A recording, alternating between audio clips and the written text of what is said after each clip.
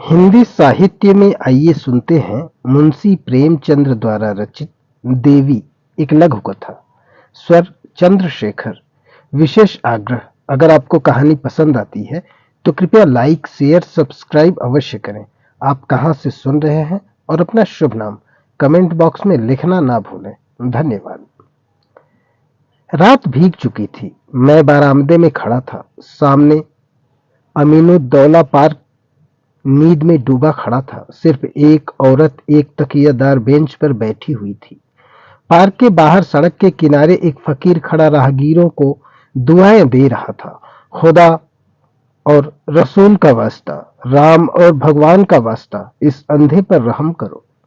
सड़क पर मोटरों और सवारियों का तांता बंद हो चुका था। इक्के दुक्के आदमी नजर आ रहे थे।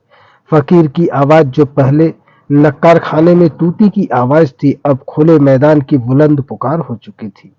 एकाएक वह औरत उठी और इधर उधर चौकन्नी आंखों से देखकर फकीर के हाथ में कुछ रख दिया और फिर बहुत धीरे से कुछ कहकर एक तरफ चली गई। फकीर के हाथ में कागज का टुकड़ा नजर आया जिसे वह बार बार मल रहा था। क्या उस औरत ने यह कागज दिया है? यह क्या रहस्य है? उसके जानने के कुतूहल से अधीर होकर मैं नीचे आया और फकीर के पास खड़ा हो गया।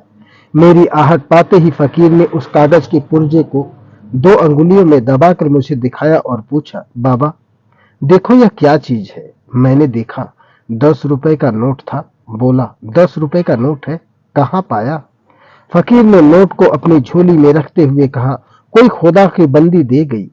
मैंने और कुछ न कहा। उस औरत की तरफ दौड़ा जो अब अंधेरे में बस एक सपना बनकर रह गई थी। वह कई गलियों में होती हुई एक टूटे फूटे गिरे मकान के दरवाजे पर रुकी, ताला खोला और अंदर चली गई। रात को कुछ पूछना ठीक न समझकर मैं लौट आया। रात भर मेरा जी उसी तरफ लगा रहा।